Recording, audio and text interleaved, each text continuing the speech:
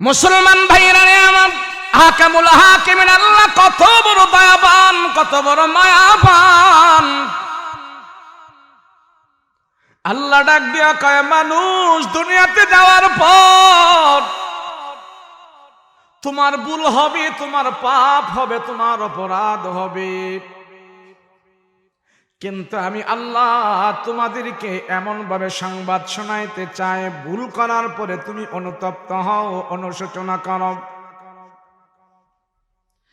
আমি যে রহমান একজন আছি, আমি যে করিম একজন আছি, তুমি আমার দিকে মুতাওয়াজ্জু হও। এ বান্দা, তোমার গুনাহটা কিন্তু আমার কাছে বড় না, তুমি যত বড় গুনাহ করো তোমার গুনাহ আমার কাছে বড় না, তোমার পাপ আমার কাছে বড় না, আমার রহমত এবং ক্ষমা তোমার কাছে বড়।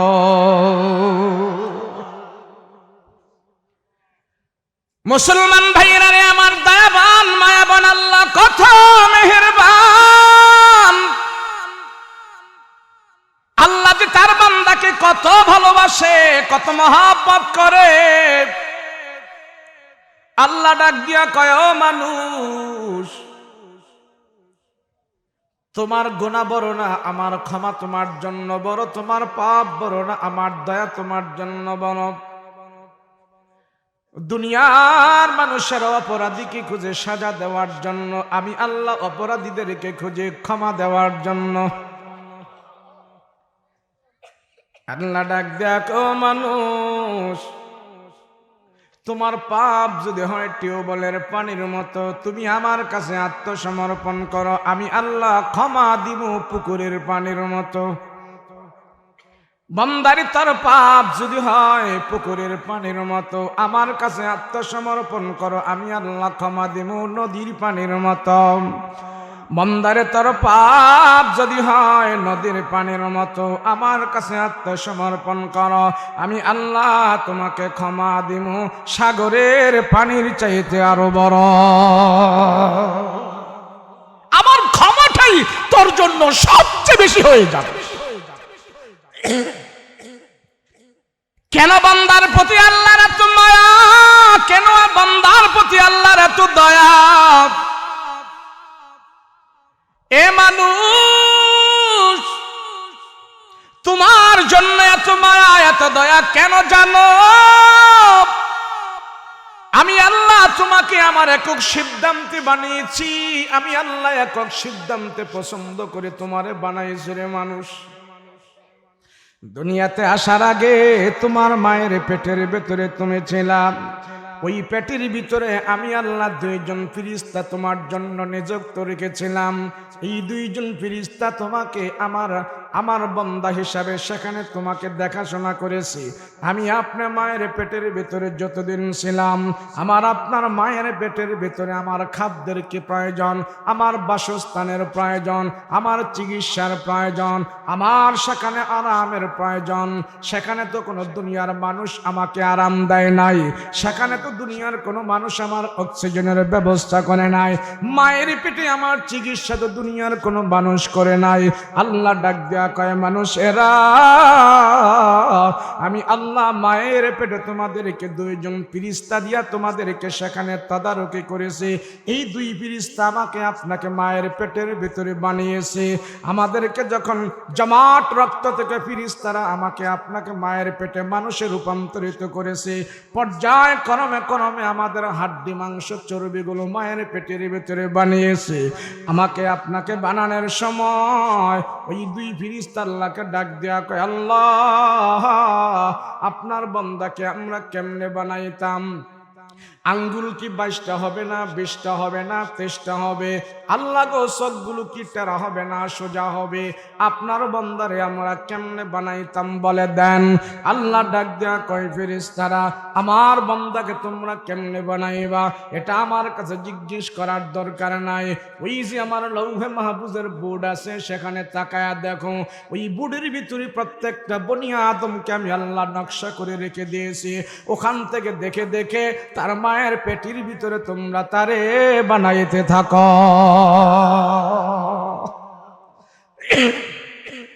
মুসলমান ভাইরা রে আমার,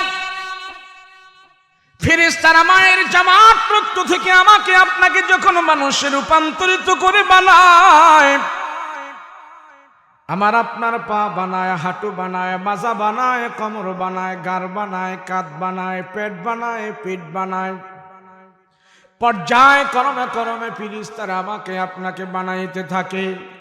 আমার আপনার চেহারাটা মায়ের পেটের ভিতরে এখনো বানায় নাই, মাথা চেহারা বানানো ছাড়া এই পর্যন্ত ফেরেশতারা বানাইলো। পর্যায়ে ক্রমে ক্রমে ফেরেশতারা আমার আপনার এই পর্যন্ত বানায়। এই পর্যন্ত বানানোর পর এবার ফেরেশতারা আমার আপনার চেহারাটা বানানোর জন্য হাত দেয়। আল্লাহ পাক রব্বুল আলামিন ডাক দিয়া ফেরেশতারা, বান্দার চেহারা বানাইস না, বান্দার সব তারা বানাইলি, আমার বান্দার সম্মানিত কপাল এবং চেহারাটা বানাইস না। আল্লাহ গো, কেন বান্দার চেহারাটা আমরা বানাবো না, কারণটা কি? আল্লাহ ডাক দিয়া কয়, বান্দার সব তোদেরকে দিয়া বানাইলাম, আমার বান্দার 4 আঙ্গুল কপাল এবং এই সম্মানিত অবয়ব চেহারাটা আমি তোমাদেরকে দিয়া বানাবো না। ফেরেশতারা ডাক দিয়া কয়, আল্লাহ সব আমরা বানাইলাম, বান্দার চেহারাটা আমরা বানাইলে অসুবিধা কি? আল্লাহ কয়, না না, তোদেরকে দিয়ে বানাবো না, আমার বান্দার চেহারাটা এবং সম্মানিত কপালটা দুনিয়ার কোন ইঞ্জিনিয়ার, ডাক্তার, কবিরাজ দিয়া বানাবো না, আমার বান্দার চেহারাটা আমি আল্লাহ দুনিয়ার কোনো মানুষকে দিয়া বানাবো না, আমার মায়ার দয়ার বান্দার চেহারাটা আমি আল্লাহ তাআলা আমার নিজের কুদরতি হাত দিয়া বানাই দিতে চাই। আল্লাহ পাক রব্বুল আলামিন ডাক দিয়া কয়, বান্দা আমি আল্লাহ তোরে ভালোবাসি, আমি আল্লাহ তোরে পছন্দ করি, সেই জন্য তোমার কপাল এবং চেহারা আমার নিজের কুদরতি হাত দিয়া বানায় দিয়ে আমি ঘোষণা করে দিলাম, বান্দারি তোর সম্মানিত কপালটা বানাইলাম আমার আল্লাহর কুদরতি হাত দিয়া। এই কুদরতি হাতের কপাল যখন তুমি লাগায় আমার কুদরতি কদমে সাজদা দিবা, একটা সাজদার দাম তামাম পৃথিবীর চাইতে আরো বেশি দামি হয়ে যায়। আল্লাহকে বান্দা তোমরা আমারে চেনো, আমারে চেনো, তোমার গুনাহ যত বড় হয়, তোমার পাপ যত বড় হয়, পাপ বড় না আমার ক্ষমা বড়, আমার ক্ষমা বড়। বান্দারে আমার জন্য তোর দয়া বা তোর জন্য আমার দয়াটা বড় হয়, তোর জন্য আমার ক্ষমাটা বড় হবে, কেননা আমি আল্লাহ তোরে পছন্দ করে বানিয়েছি, আমি আল্লাহ তোরে পছন্দ করে বানিয়েছি। বলেন আমাকে আপনাকে কার সিদ্ধান্তে বানিয়েছে? জোরে বলেন কার সিদ্ধান্তে বানিয়েছে? আমাকে আপনাকে কে পছন্দ করে বানিয়েছে? আমাকে আপনাকে কে এত ডিজাইন করে বানিয়েছে? আল্লাহ বানিয়েছে। আল্লাহ কয় আমি বানিয়েছি, আমি বানায়া আমি তো জানি বান্দা তুই কখন কখন কি করবি, শয়তানের ধোকায় পড়ে, দুনিয়ার লোভে পড়ে, ঘুষ খাবি, সুদ খাবি, খায়া খায়া অনেক সময় আমারে ভুলে যাবি, কিন্তু যখন আবার ঘুরি ফিরি আমার কাছে আসবি, তওবা করবি, একবারে মসজিদে যায়া চোরের মতন এইভাবে আমার দরবারে আত্মসমর্পণ করবি, আল্লাহ আর গুনাহ করব না, খাটি দিলে যখন তওবা করবি, দেখ আমি কত দয়াবান, আমি প্রতিশোধ নিব না, কবরে আসার আগে আমি আল্লাহ তোর সব গুনাহ ক্ষমা করে দিল। দয়াবান কে বেশি? যারা বলেন দয়াবান কে? আমরা তো মনে করি আমার বউ আমারে খুব ভালোবাসে, বলে ভাইজান আপনার ফ্যামিলির অবস্থা কেমন? কয় হুজুর সবাই ভালো আছে, বউটা ভালো না। এই কথা সবার কাছে বলাও যায় না। আবার আরেকজনকে জিজ্ঞেস করি বাটা কে অবস্থা, কেমন অবস্থা, ঘর সংসার কি অবস্থা? বলে হুজুর সব ঠিক আছে, টাকা পয়সা কম, কিন্তু আল্লাহ বিবি একটা মিলাইছে, বউ আমারে খুব বেশি মহব্বত করে, আমিও বিবির মহব্বত করি, সেই জন্য টাকা পয়সা কম হওয়ার পরেও খুব ভালো আছি, বিবি আমারে সবচেয়ে বেশি ভালোবাসে। হুজুর নেতা আমারে খুব ভালোবাসে, আমার দলের লোক আমারে খুব ভালোবাসে, আমার মা বাবা আমারে সবচেয়ে বেশি মহব্বত করে। আল্লাহ ডাক দিয়া কয় বান্দারে তোমার মা বাবা তোমারে যতটুকু ভালোবাসে, একটু যুগ বিয়োগের কষ্টে পাথর দিয়া যাচাই করো, তুমি একটু খেয়াল করো, তোমার মা বাবার চাইতে আমি আল্লাহ তাআলা তোমাকে 1000 গুণে বেশি মহব্বত করি। ও বান্দা, আমি আল্লাহ তোমারে সবচেয়ে বেশি ভালোবাসি, সবচেয়ে বেশি পছন্দ করি, সবচেয়ে বেশি মায়া করি, সবচেয়ে বেশি মহব্বত করি। বান্দারে আমি জানি দুনিয়াতে যাওয়ার পর তুমি ডাইনে বামে চলবা, এদিক সেদিক যাইবা, ডানে বামে চলবা, জাহান্নামের দিকে যাইতে চাইবা, দুনিয়ার মোহে পড়ে তুমি বড় বড় পাপ করে ফেলবা। তারপরও আমি আল্লাহ মায়ার হাত বাড়ায়, দয়ার হাত বাড়ায় তোদেরকে বলি, বান্দা ফিরে আয়, তোর গোনা বড় না, আমার ক্ষমা তোর জন্য বড়, আমার ক্ষমা তোর জন্য বড়। ওমরে ফারুক রাদিয়াল্লাহু আনহু ডাক দিয়া কয়, পৃথিবীর মানুষ, আমি ওমর দেখেছি এই মদিনার ভিতরে সবচেয়ে বড় একজন পাপী, সেই পাপীরে আল্লাহ পাক কেমন করে ক্ষমা করেছে আমি ওমর দেখেছি। হযরত ওমর বলে, মায়ার দয়ার আল্লাহ কত বড় মেহেরবান, আমি ওমর একদিন নিজের চোখে দেখেছি আল্লাহ যে কত বড় দয়াবান, আল্লাহ যে কত বড় মেহেরবান। হযরত ওমর বলে, আমি হাঁটি হাঁটি পা পা করে আমি রাস্তা দিয়ে হাঁটতেছি, হাঁটতে হাঁটতে অনেক দূর গেলাম। সেখানে যাওয়ার পর আমি দেখতে পাইলাম রাস্তার পাশে দাঁড়িয়ে দাঁড়িয়ে সুদর্শন চেহারাওয়ালা একটা যুবক সেখানে কান্না করে কাঁদতে কাঁদতে চোখের পানিগুলো ঝারঝার করে ছেড়ে দিয়েছে। হযরত ওমর যুবকের কান্না দেখে অস্থির হয়ে গেছে। হায় রে,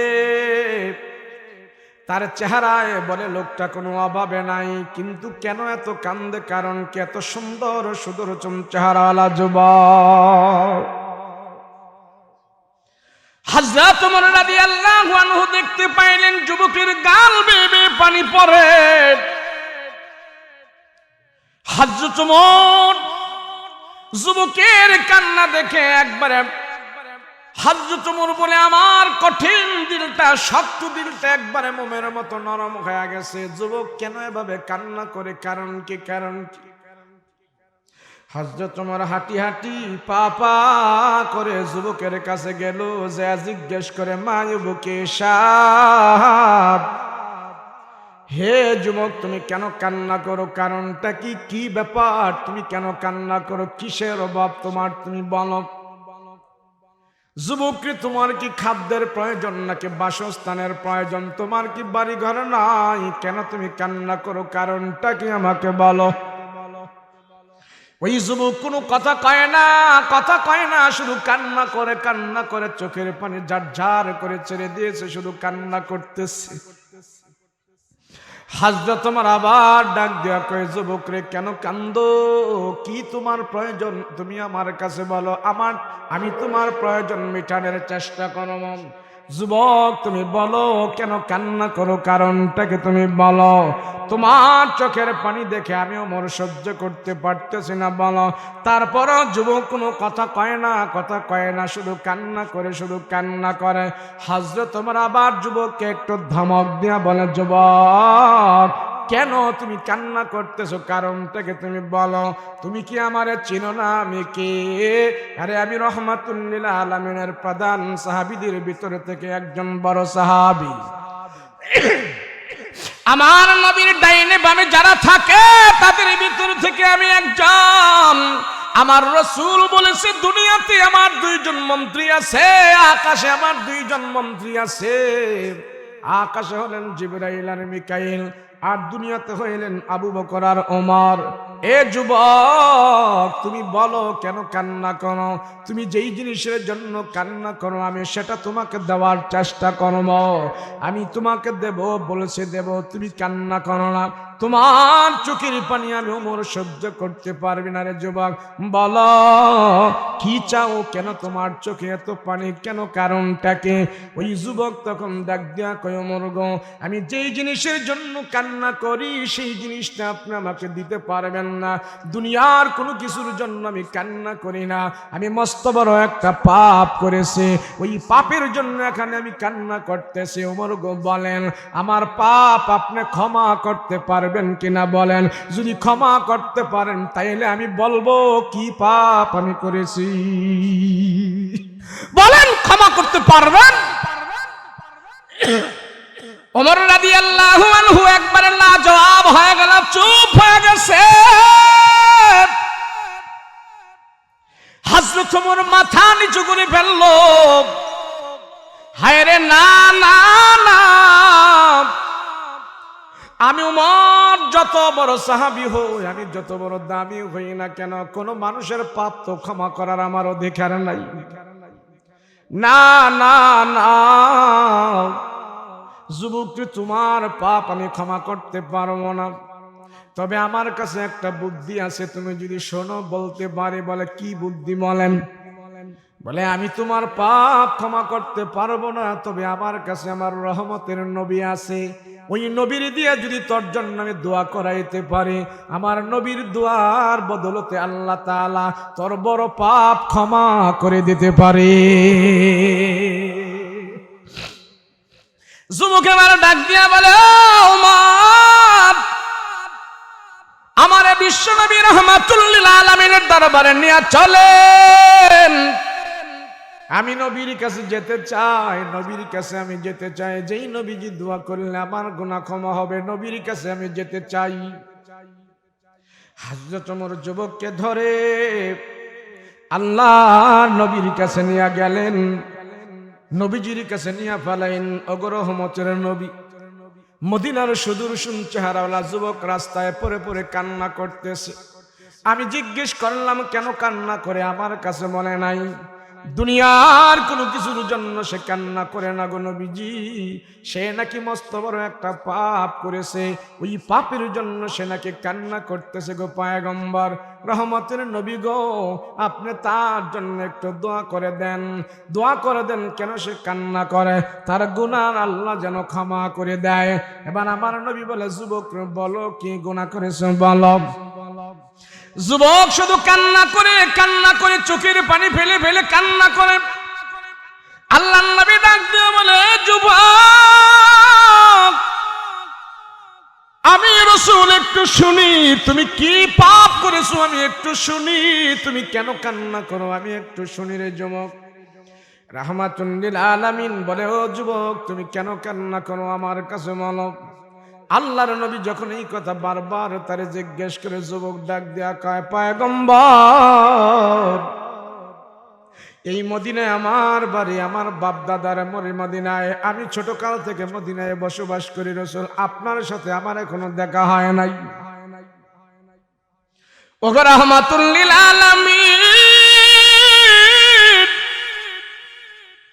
আমি যুবক তেমন বেশি ভালো না, আমার স্বভাব চরিত্র ভালো না রাসূল গো, আমি ছোট কাল থেকে একটা চুরি করাটা আমার পেশা হিসাবে হয়ে গেছে। ও পয়গম্বর, আমি চুরি করি, চুরি করাটা আমার পেশা রাসূল গো, তবে মানুষের ঘরের ভিতরে সিন করে চুরি করি না, কারো দোকানপাট মার্কেটে চুরি করি না, কারো গাছের ফসল আদি চুরি করি না। আল্লাহ, আমি এমন একজন পাপী গো রাসূল, চুরি করি তবে মানুষের ঘরের ভিতরে চুরি করি না, দোকানপাট মার্কেটে চুরি করি না। আল্লাহর নবী বলে, তাইলে তুমি কোথায় চুরি করো? বলে, ওই যে মদিনার গুরুস্থান দেখতেছেন, ওই গুরুস্থানের ভিতরে যত নতুন নতুন মাইয়িতকে দাফন করা হয়, ওই মাইয়িতেরা দাফন করে যখন দিনের বেলা তাদের আত্মীয় স্বজনেরা চলে যায়, রাতের বেলা যাইয়া কবরের মাটিগুলো সারাইয়া ঢাল পালাগুলো সরি আমি কবরের ভিতরে নেমে আমি মাইয়েতের কাফনের কাপড়গুলো চুরি করে নিয়ে আসি। সেই কাপড়গুলো এনে আমি বাজারে বিক্রি করে সে টাকা দিয়ে আমার সংসার আমি চালাই।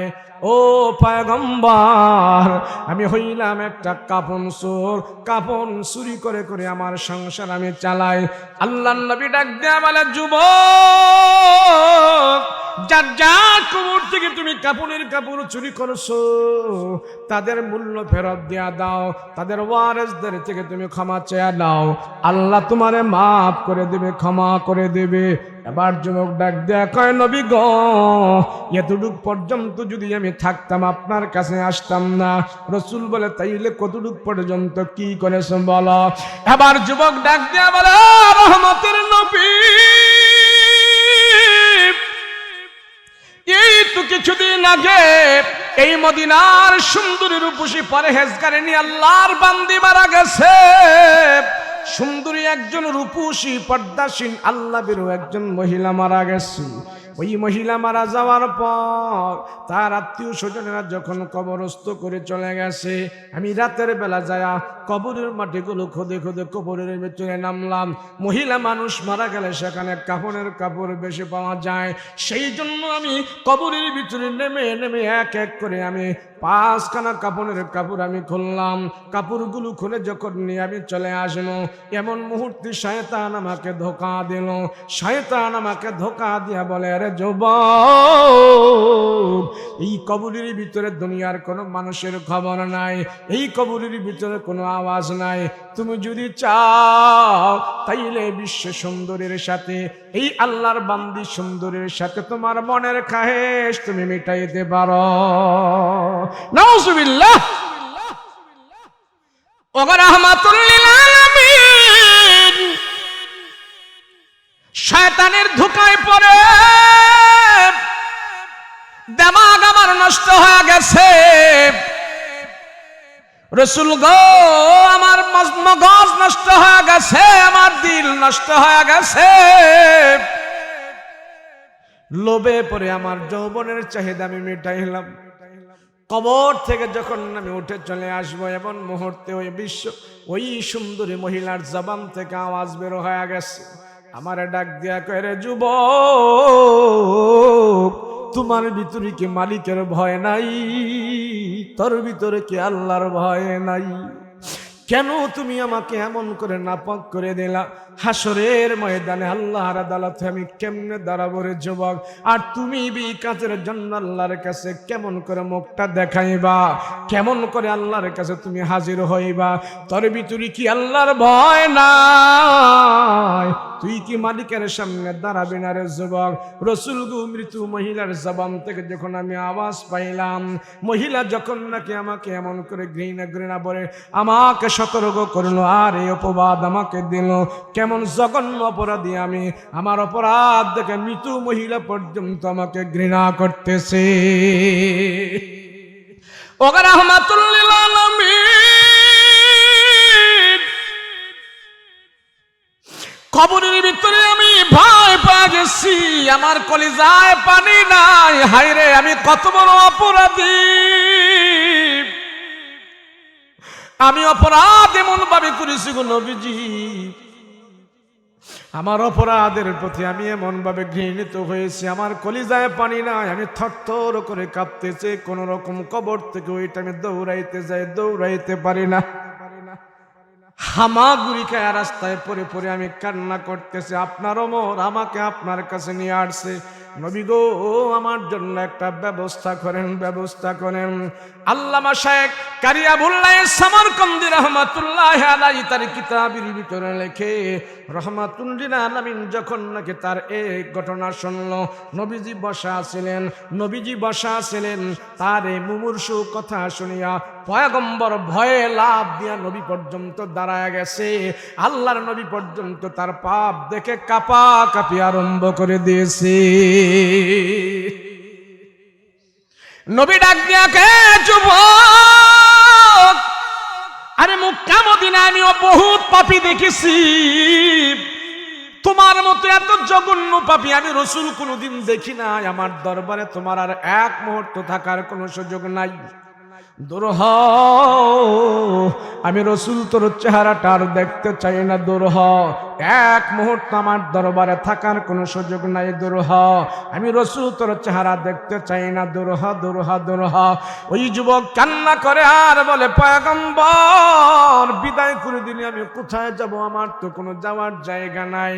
আমার নবী বলে, আমার কিছু করার নাই, তোমার মতন পাপীকে আমি রসুল দেখতে চাই না, দূর হ, দূর হ। ওই যুবক মনে মনে চিন্তা করতেছে, হায় রে, আমার নবী যদি আমাকে না দেখতে পারে আর আমি যদি এখানে বসে থাকি, নবী যদি আমার প্রতি বদদুয়া করে, আল্লাহ তো আমারে এখন এই গজবের মধ্যে ফালায়া দেবে। না না না, নবীর কাছে আর থাকা যাবে না। এবার যুবক পয়গম্বরের দরবার থেকে উঠে একটা দৌড় দিছে, দৌড়ায়া হাট বাজারে যায় নাই, বাড়িতে যায় নাই, উঁচা পাহাড়ের উপরে সেখানে চলে গেছে। ওখানে যে কান্নাকাটি শুরু করে দিয়েছে। খাওয়া নাই, দাওয়া নাই, ঘুম নাই, নিদ্রা নাই, আরাম নাই, আয়াস নাই, শুধু কান্না করে কান্না করে, চোখের পানি ফেলে ফেলে সেখানে কান্না করতেছে। সব কিছু ছেড়ে দিয়েছে, যাজরা করে ফেলেছে, কঙ্কাল হয়ে গায়, ঘুম নাই, নিদ্রা নাই, কিচ্ছু নাই, শুধু কান্না করে কান্না করে কান্না করে, কাঁদতে কাঁদতে চোখের পানিগুলো শেষ করে ফেলেছে। আল্লাহর নবীর কোনো খবর নাই, যুবক শুধু কান্না করে কান্না করে আর আল্লাহর দরবারে হাত উঠায় ডেকে বলে, মালিক তোমার নবী পর্যন্ত আমাকে বিদায় করে দিছে আমার পাপের কারণে, তুমি যদি বিদায় করে দাও আমার তো যাওয়ার কোনো জায়গা নাই, আমি কোথায় যাব গো আল্লাহ, কোথায় যাব? তোমার সাথে ওয়াদা দিতেছে, তুমি যদি ক্ষমা করো আমার দ্বারা ছোট গুনাহ হবে না, বড় গুনাহ হবে না, আমার অঙ্গ প্রত্যঙ্গ সবগুলো আমি তোমার নাফরমানি থেকে মুক্ত রাখবো। আল্লাহ তুমি যদি ক্ষমা না করো কে ক্ষমা করবে?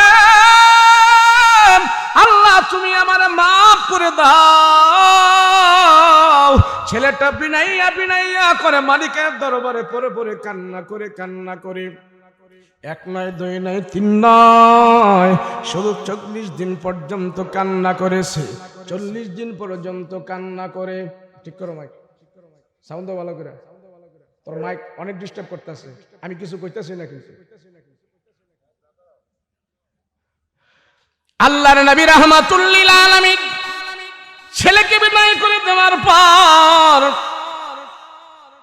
কান্না করতেছে, কান্না করতে করতে চোখের পানি শেষ হয়ে গেছে। এবার আল্লাহর দরবারে ডাক দিয়া বলে, আল্লাহ তুমি যদি বিদায় করে দাও আমি কোথায় যাব গো মালিক, কোথায় যাব? এই পৃথিবীর বুকে আমি সবচেয়ে বড় পাপী, আমি ঘৃণিত একজন ব্যক্তি, কি করব? আমি কোথায় যাব? আমার তো যাওয়ার কোনো জায়গা নাই, আল্লাহ তুমি আমারে মাফ করে দাও। বিনাইয়া বিনাইয়া করে যখন মালিকের দরবারে কান্না করতেছে আর চোখের পানি ফেলে দিয়েছে, আল্লাহ পাক রব্বুল আলামিন তার কান্না দেখেছে। এই সন্তান, এই জিনাকার যুবক 40 দিন পর্যন্ত এইভাবে কান্না করার পর 41 দিনের মাথায় ছায়া আল্লাহ জিবরাইল আমিনকে ডাক দিয়া কয়, জিবরাইল যাও কোরআনের একখান আয়াত নিয়ে আমার নবীর কাছে হাজির হও, আমার নবীকে জানায় দিয়ে আসো যেই গুনাহ দেখে আমার নবী পর্যন্ত ভয় পাওয়া গেছে, ওই বান্দা আমার দরবারে কান্না করেছে বিনাইয়া বিনাইয়া করে, আত্মসমর্পণ করেছে আমার দরবারে বিনাইয়া বিনাইয়া করে। আমি আল্লাহ তার চোখের পানির কারণে, খাঁটি তওবার কারণে আমি আল্লাহ তার এই মদিনার সবচেয়ে বড় গুনাহগার হওয়ার পর আমি আল্লাহ তার ক্ষমা দান করে দিয়েছি। अल्लाह दिल दे जू तेरे इश्क के गर हो, दाई में रहमत की तेरे उस पे नजर हो। अल्लाह दिल दे जू तेरे इश्क के गर हो, दाई रहमत की तेरे उस पे नजर हो। दिल दे के तेरे इश्क में ए हाल हो उसका, महशर का अगर शुरू हो तू बिना खबर हो, महशर का अगर शुरू हो तू बिना खबर हो। मादर दू जहां गैर खुदा यार न दारे, मादर दू जहां गैर खुदा यार न दारे, जुजियाद खुदा ही चद गुर खारे न दारे। जो जियाद खुदाई चदे गुरकार नदार मायूस नहीं अहले ज़मी अपने खता से तकदीर बदल जाती ही मुझ तरक दुआ से तकदीर बदल जाती ही मुझ तरक दुआ से আল্লাহ তার বান্দারে সবচেয়ে বেশি ভালোবাসে আল্লাহ তার বান্দাকে সবচেয়ে বেশি ভালোবাসে মানুষ নেতা চিনে দল চিনে টাকা চিনে পয়সা চিনে ক্ষমতা চিনে আগুন পানির পার্থক্য করতে পারে দুনিয়ার সব চিনে যেই মানুষটা তার মালিককে চেনে না যেই মানুষটা তার আল্লাহকে চেনে না ওই মানুষটা মানুষ থাকে না ওই মানুষটা নিমক হারাম হয়ে যায় আল্লাহর ফিল সাহাবায়ে কেরাম জিজ্ঞেস করলেন ইয়া রাসূলুল্লাহ ইয়া হাবিবাল্লাহ রহমতের নবী বিনা দলিল মানে আল্লাহ এক কোনো ডকুমেন্ট নাই কোনো প্রমাণ চাই না আল্লাহ এক রাসূলগো আমরা মানি আল্লাহ এক বিশ্বাস করি আল্লাহ এক তবে পয়গম্বর এমন কোন জিনিস আছে যে দেখার দ্বারা আমরা বিশ্বাস করব যে আল্লাহ আছে রাসূলকে সাহাবায়ে কেরাম প্রশ্ন করেছেন সব কিছু মানি আল্লাহ এক বিনা দলিলে মানি আল্লাহ এক তবে নবীজি এমন কোন জিনিস আছে যে জিনিসটা দেখার পরে বুঝতে পারবো আল্লাহ রাসূল বলেন তাফাক্কারু ফি খালকিল্লাহ সাহাবীরা রে আল্লাহর সৃষ্টি নিয়ে তোমরা গবেষণা করো আল্লাহর সৃষ্টি নিয়ে তোমরা চিন্তা ভাবনা করো তোমার যে আল্লাহ বানাইলো সেই ব্যাপারে তুমি চিন্তা ভাবনা করো দেখবা আল্লাহর সৃষ্টি নিয়ে তোমরা গবেষণা করলে চিন্তা ভাবনা করলে অটোমেটিক আল্লাহ পাক তোমাদের সামনে হাজির হয়ে যাবে মানুষ নিমক হারাম যে তার এত সুন্দর করে বানাইলো সে মালিকরাই সে চিনে না বলে মানুষ কত জাহেল কত অকৃতজ্ঞ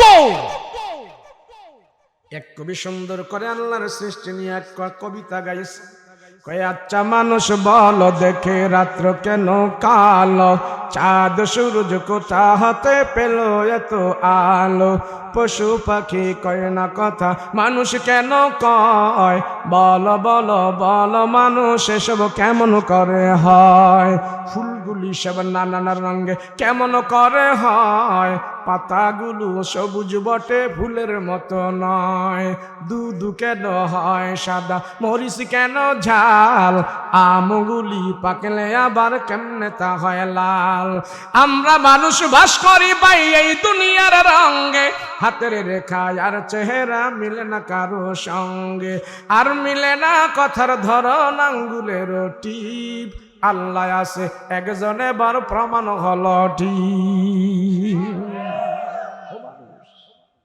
চিনো না মালিক সারা দুনিয়ার ডাক্তার মেডিকেল সায়েন্স গবেষণা করে বের করছে কাঁচা মরিচের মধ্যে ভিটামিন সি আছে কি আছে ডাক্তার খুঁজে বের করছে কাঁচা মরিচে ভিটামিন সি আছে বেশি করে এটা খাইবেন ভিটামিন সি এর ঘাটতি পূরণ হয়ে যাবে মেডিকেল সায়েন্স গবেষণা করে বের করলো ভিটামিন সি আছে ভিটামিন সি আছে ভিটামিন সি মেডিকেল সায়েন্স যদি গবেষণা করত ভিটামিন সি কাঁচামরিচে ঢুকাইলো কে কাঁচামরিচে দিল কে এই গবেষণা করলে মেডিকেল সায়েন্স আল্লাহকে পেয়ে যাইত এইটা গবেষণা করে না ভিটামিন সি আছে ভিতরে তো সিটা ঢুকাইলো কে এটা গবেষণা করো না তাইলে তো আল্লাহর ভয় যায় মানুষ শয়তানের ধোঁকায় আল্লাহর পরিচয় থেকে আমাদেরকে দূরে রাখে আর সেটাই আমরা গ্রহণ করে নেই আর একটু গভীরে যাও না একটু রিচার্জ করো না এটা গবেষণা করো না মালিক তোমার সামনে হাজির হয়ে যাবে দুনিয়া যত উন্নত হবে আল্লাহর পরিচয় তত সহজ হয়ে যাবে কথা বলেন ঠিক ঠিক উন্নত করো না দুনিয়া গবেষণা করতে করতে মহাশূন্যে গিয়েছে গবেষণা করতে করতে মহাকাশে গিয়েছে শূন্য আকাশে গিয়েছে বিজ্ঞানীরা ওখানে যায়া দেখে আর কিছু নাই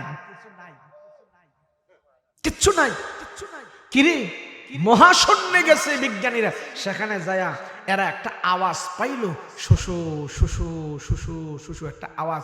তো এটা করলো কি, এক বিজ্ঞানী সেখান থেকে রেকর্ড করে নিয়ে আসছে। রেকর্ড করে নিয়ে আসার পর সব বিজ্ঞানীরা এখানে বসছে। বসার পরে তারা দেখতেছে এটা, এই শব্দটা কিসের হতে পারে। এই শব্দটা এত মায়াবী কান্নার শব্দ, কি হতে পারে?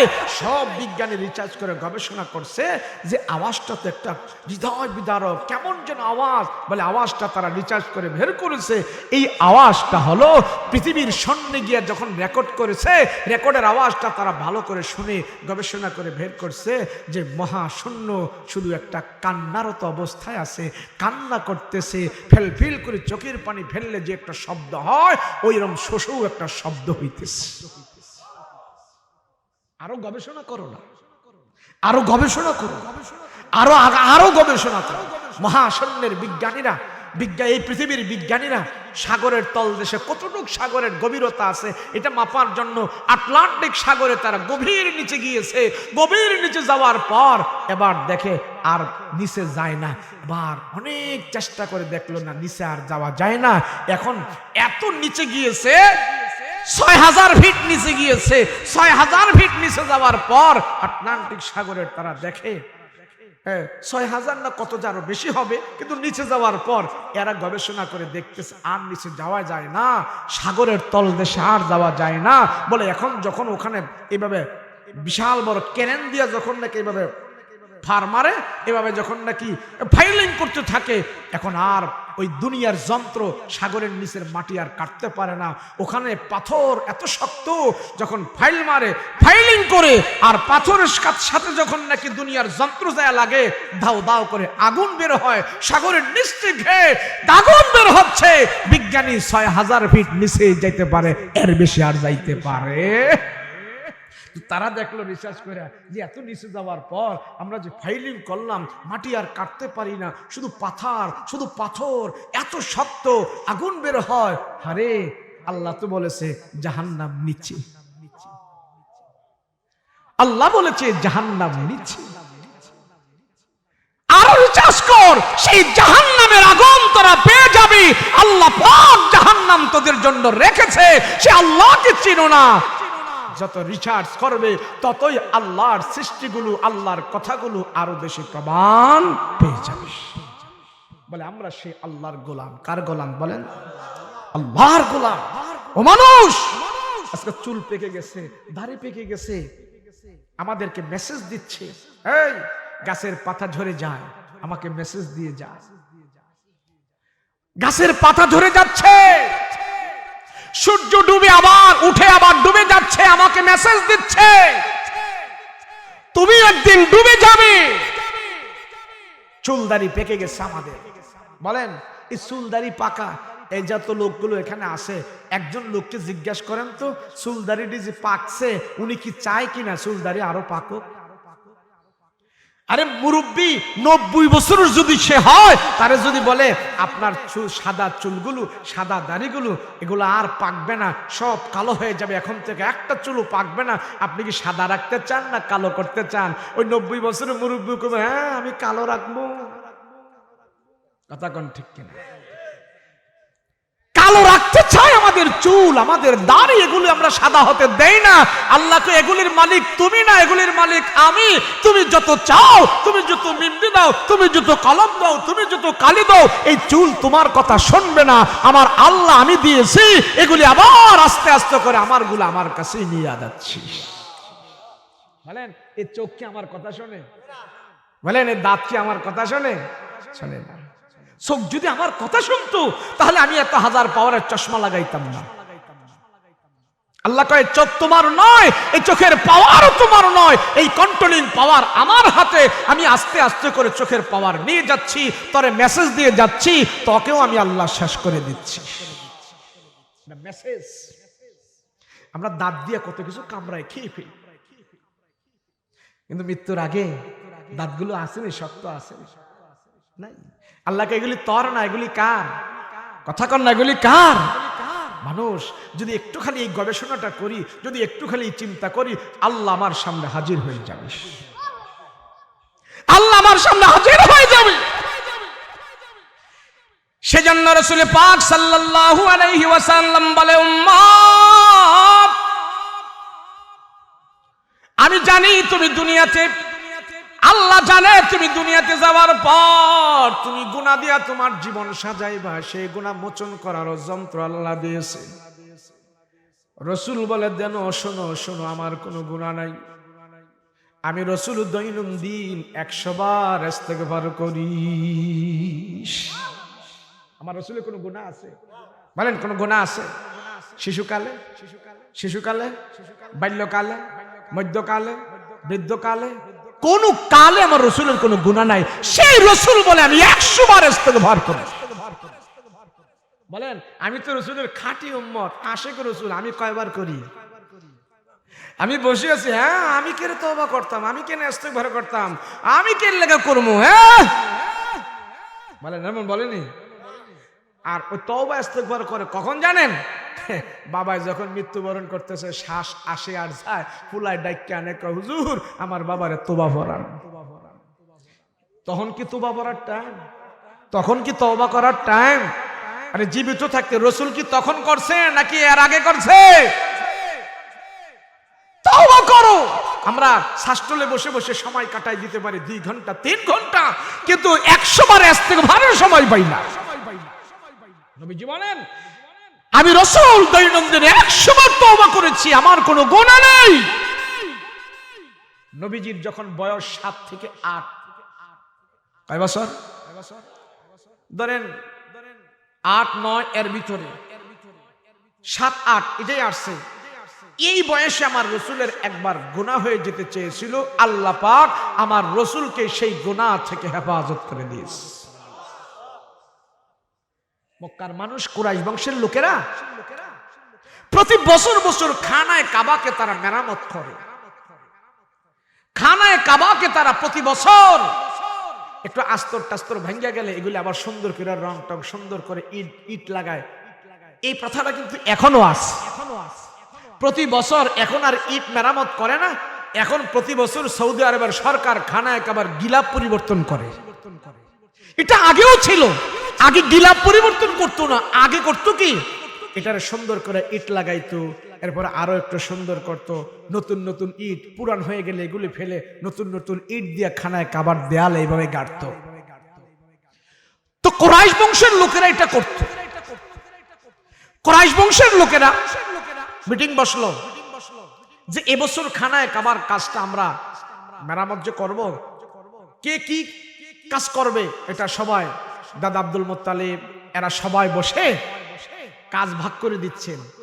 তখন বলছে মুরব্বীরা আপনারা ইট লাগাইবেন, আর কিছু মুরব্বী ওখান থেকে ইট দিবেন, আর ছোট ছোট বাচ্চা যারা আছে এরা একটা একটা করে ইট আনবে, আর মহিলা যারা আছে এরা একটু পানি টানি আনবে, আর কিছু বয়স্ক যুবক যারা আছো তোমরা এটা গুলা করবা, কাই করবা, সিমেন্ট বানাইবা, ইট বালু ইট সিমেন্ট দিয়ে বালু দিয়ে তোমরা একটা আস্তর একটা ই করবা, মশলা বানাইবা।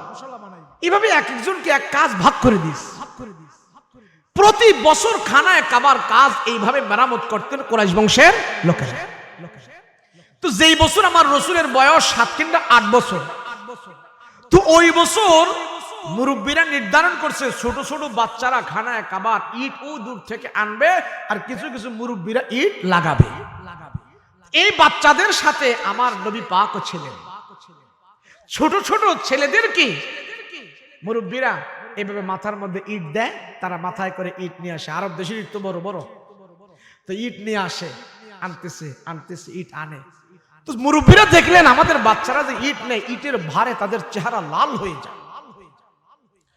তো এরা একটু সহজের জন্য বাচ্চাদের পরনে যে লুঙ্গি তপন প্যান্ট যেটাই থাকে না, কাপড় আছে না, বাচ্চারা করে কি ওই মুরব্বীরা করে কি ছেলেদের টান দিয়ে এই কাপড় খুলে ফেলে, কাপড় খুইলা এই কাপড়টারে বিড়া বানায়া বাচ্চার মাথায় দেয়, এরপর একটা ইট দেয়। ইট দেওয়ার পরে এইভাবে সব বাচ্চা করে দিতেছে। মানে বাচ্চা মানুষ কুলুঙ্গ হইলে অসুবিধা কি?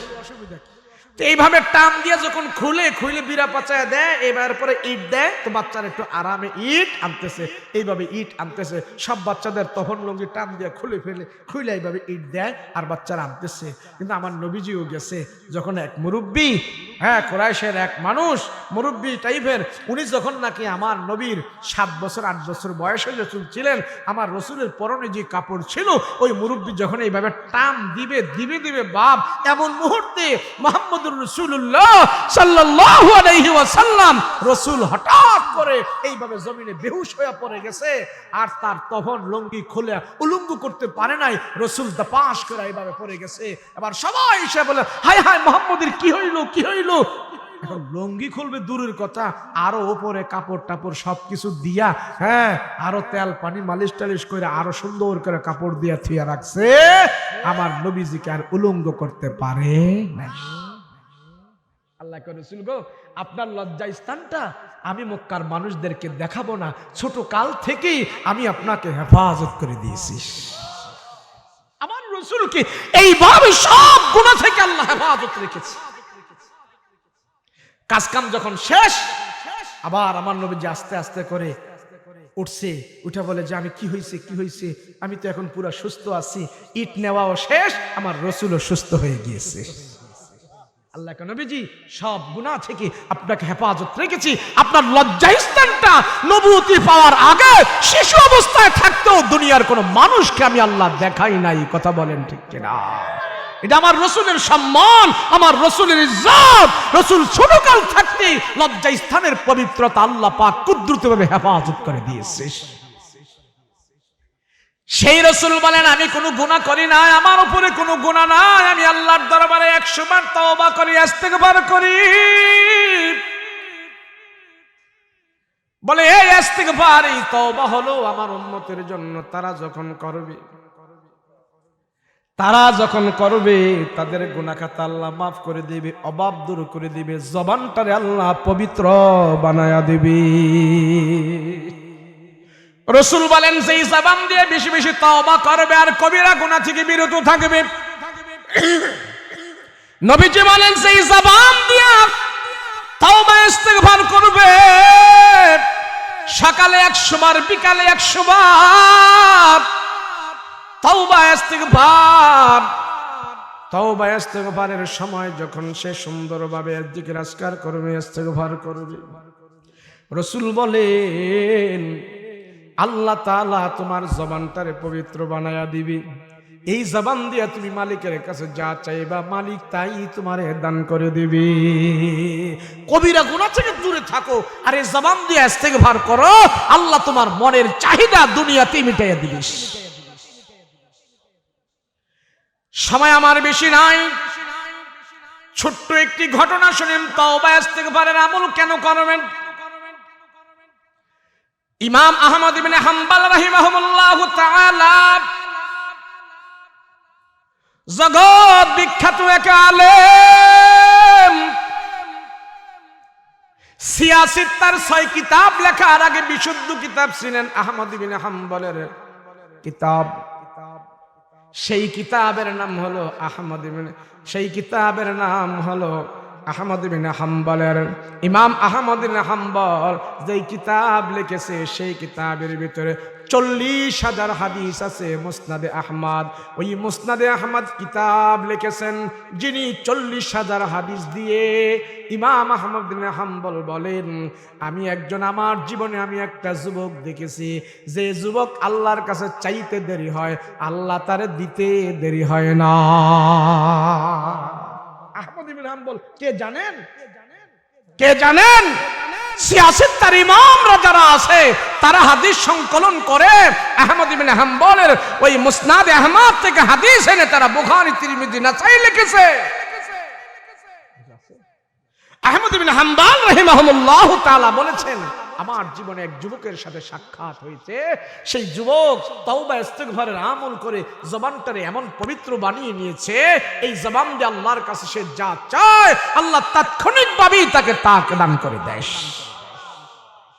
আহমদ ইবনে হাম্বল সেই ইমাম, এত বড় ইমাম, উনি বলেন আমার জীবনে যে আমি দেখেছি যুবককে, আমি প্রথম বিশ্বাস করেছিলাম, অনেক একটু লম্বা কথা, আমি হুজুর চলে আসছে, আমি আর বাড়াবো না, লম্বা কথা। আহমদ ইবনে হাম্বল বলে ওই যুবককে প্রথম দেখে আমি বিশ্বাস করেছিলাম না। তো ওই যুবক আল্লাহর কাছে শুধু দোয়া করে যে আল্লাহ, আল্লাহ আপনি আমাকে মৃত্যুর আগে আহমদ ইবনে হাম্বলকে দেখায়া দিয়েন। তা আহমদ ইবনে হাম্বল অনেক কথা এখানে আছে। ওই যুবকের রুটির দোকান ছিল, ওই রুটির দোকানে আহমদ ইবনে হাম্বল একবার কাস্টমার সেজে সেখানে গিয়েছে, একটু রেস্ট নিয়েছে সেখানে। তো যুবকরে দেখে, তুমি কি পড়ো? বলে আমি ইস্তেগফারের আমল করি। আমল করে কি পাইছো? আমল করে আমার এই জবানকে আমি পবিত্র বানিয়ে নিয়েছি, মুস্তাজাবুদ দাওয়া বানিয়ে নিয়েছি। আমার এই জবান পবিত্র জবান, এই জবান দিয়ে আল্লাহর কাছে যা চাই আল্লাহ পাক তাই আমাকে দান করে দেয়। তো উনি এটা বিশ্বাস করে নাই প্রথম। যার বুকে 40,000 হাদিস আছে, জামানার সবচেয়ে বড় আলেম, উনি বলে যে আমি তো এমন গ্যারান্টি দিতে পারি না, আমার জবান দিয়া যা চাই তাই আল্লাহ আমারে দেয়। আর রুটিওয়ালাই কয় কি? বলে তোমার জীবনের আর কি ইচ্ছা, শেষ কি ইচ্ছা? তুমি তো দুনিয়াতে সব কি পেয়েছো? বলে আমার যা যা প্রয়োজন সব আমি পেয়েছি। বলে আর ইচ্ছাটা কি? ইচ্ছা কি? তো আহমদ ইবনে হাম্বল তো দোকানের কাস্টমার সেজে গেছে। তো ওই যুবক বলে আমার শেষ ইচ্ছা হলো, কাস্টমার চাচা আপনারে চিনি না, আপনারা জানি না কোত্থেকে আসছেন, তো আমার মনের শেষ ইচ্ছা হলো, আমি তো রসুল দেখি নাই, সাহাবী দেখি নাই, আমার ইচ্ছা হলো, আমার জীবনের শেষ ইচ্ছা মৃত্যুর আগে, ইন্তেকালের আগে আল্লাহ যেন এই জমানার বড় আলেম আহমদ ইবনে হাম্বলকে আমাকে এক নজর দেখাইয়া দেয়। তখন ওনার বিশ্বাস হলো, আরে তার জবান তো পবিত্র জবান, সে তো আমাকেই দেখতে চাইতেছে। ইস্তেগফার করবেন, রাতের বেলা শোয়ার আগে 11 বার দুরূদ শরীফ পড়বেন, ইস্তেগফার করবেন। সহিহ হাদিস, রাসূল পাক সাল্লাল্লাহু আলাইহি ওয়াসাল্লাম বলেন, লা হাওলা ওয়ালা কুওয়াতা ইল্লা বিল্লাহিল আলিয়্যিল আযীম। এটা যখন আপনি প্রতিদিন 11 বার পড়বেন, আল্লাহ পাক আপনার অভাব দূর করে দিবে, অল্প রিজিকে বরকত দান করে দিবে। আমরা তো এগুলা করি না। ঘন্টার পর ঘন্টা খোলা দেখি, ঘন্টার পর ঘন্টা গপ্প করি, ঘন্টার পর ঘন্টা গীবত করি, ঘন্টার পর ঘন্টা সুদ করি। কেন?